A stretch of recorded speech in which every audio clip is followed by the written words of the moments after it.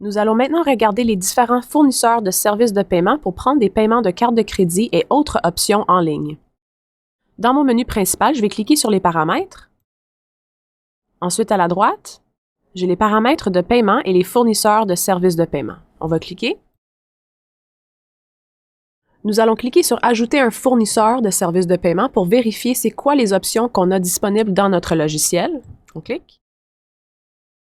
Donc, si vous êtes au Canada, vous avez trois options, Stripe, ToCheckout et Authorize.net. Si vous êtes aux États-Unis, vous avez les mêmes trois options plus un autre, Cayenne, C-A-Y-A-N. Les quatre, c'est des fournisseurs de paiement pour des cartes de crédit. Je vais discuter PayPal tout de suite après que j'ai donné un exemple pour les fournisseurs. Alors, je vais utiliser Authorize.net comme exemple aujourd'hui. Je vais les rajouter dans ma liste. Tous les fournisseurs fonctionnent de la même manière. Dès que vous avez contacté le fournisseur de paiement et que tout a été fait, vous allez recevoir vos paramètres de fournisseur qu'on peut ensuite copier-coller dans les bons champs ici. On encourage tout le temps de faire des tests avant de lancer la boutique en ligne.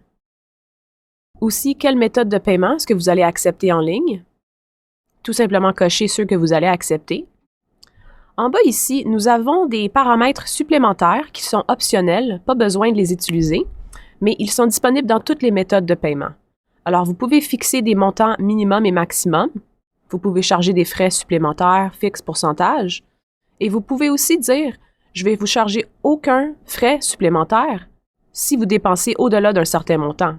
Mais si vous dépensez en dessous de 30 $, je vais vous charger un frais supplémentaire fixe de 1,50 $. Tout optionnel, vous avez tout simplement besoin de remplir les paramètres et sauvegarder. Pour compléter l'activation de votre fournisseur de paiement, indiquez les méthodes de paiement, rentrez vos paramètres de fournisseur dans les bons champs, mettre au mode test, activer le fournisseur en haut ici et sauvegarder. C'est tout.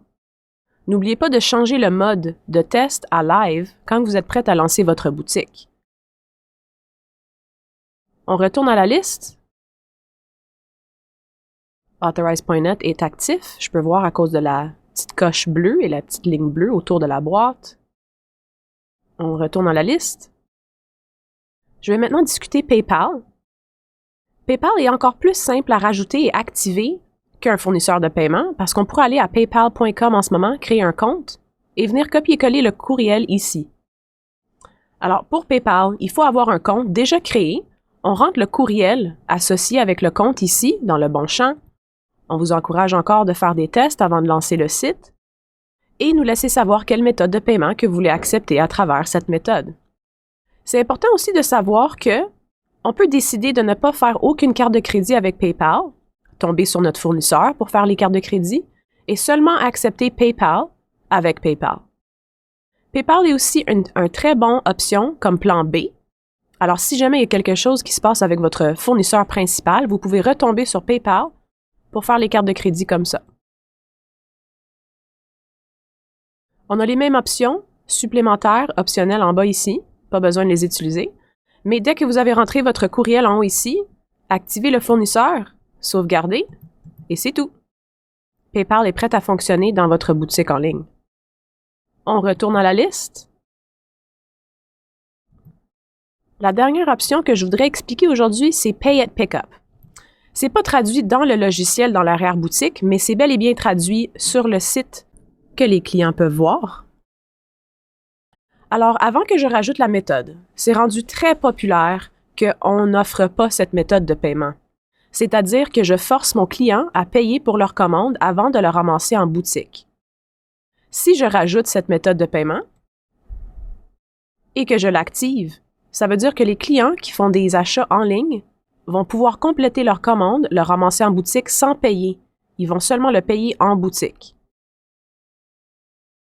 Ce fournisseur de paiement est encore plus simple que les autres méthodes à cause qu'on peut juste l'activer, peut-être mettre une petite description, l'adresse et quelle méthode est-ce que vous acceptez en magasin. Dès que vous avez indiqué ces informations-là, activez, sauvegardez et c'est tout. On va retourner maintenant à la liste pour voir qu'est-ce que j'ai disponible. Je peux faire payer à la cuillette. Je peux faire Authorize.net pour mes cartes de crédit, et si des clients veulent payer avec PayPal, ils ont maintenant cette option. C'est tout pour les fournisseurs de services de paiement.